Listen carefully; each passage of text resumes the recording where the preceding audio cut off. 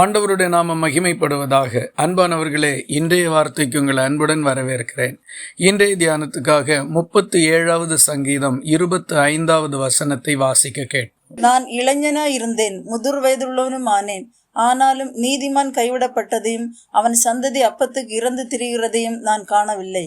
சங்கீதக்காரனாகிய தாவீதின் வாக்கியங்கள் இவைகள். ஒரு நீதிமானுடைய வாழ்நாள் முழுவதும் தங்கி இருக்கக்கூடிய ஆசீர்வாதத்தை குறித்து இந்த வசனம் நமக்கு சொல்லுகின்றது. நீதிமானாக தன்னுடைய வாழ்நாள் முழுவதும் வாழுவது மிக கடினமான ஒரு காரியம். அவர்கள் மிக அதிகமான பிரச்சனைகளையும் பிரதிகூலமான சூழ்நிலைகளையும் சந்திக்க வேண்டியது வரும். சில நேரங்களில் இழப்புகளை கூட சந்திப்பதும் உண்டு. ஆனாலும் இவைகள் எல்லாவற்றிலும் அவர்கள் தங்கள் நீதியை நிரூபிப்பது தேவனிடத்திலிருந்து மிகப்பெரிய ஆசீர்வாதங்களை அவர்களும் அவர்கள் குடும்பங்களும் அனுபவிக்கிறதற்கு மிகப்பெரிய காரணமாக இருந்திருக்கின்றது. ராஜாவாக இருந்த தாவீது இதை குறித்து சாட்சியாக அறிவித்திருக்கின்றார். தன்னுடைய வாழ்நாள் முழுவதும் அவர் பார்த்தபோது எந்த நீதிமானும் கைவிடப்பட்டதையும் அவர்களுடைய சந்ததிகள் அப்பத்துக்கு இறந்து திரிகிறதையும் அவர் காணவே இல்லை. பாருங்கள், ஒரு தேசத்திற்கு தலைவனாய் இருக்கக்கூடிய தாவீது இந்த காரியத்தை சொல்லுவாரானால் அது எவ்வளவு உறுதியான வார்த்தைகளாக இருக்கும்.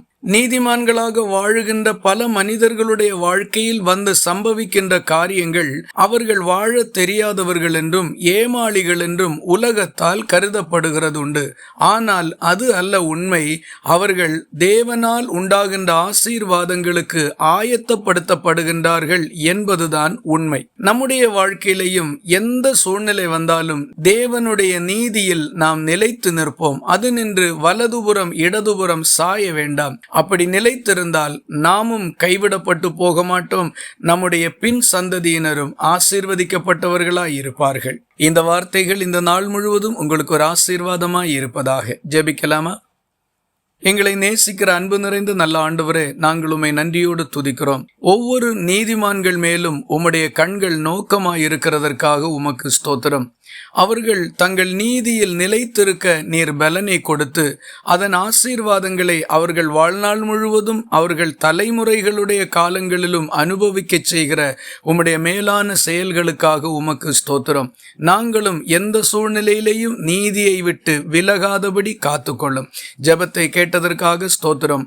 இயேசு கிறிஸ்து மூலம் வேண்டிக் கொள்கிறோம் எங்கள் அன்புள்ள நல்ல பிதாவே, ஆமேன்.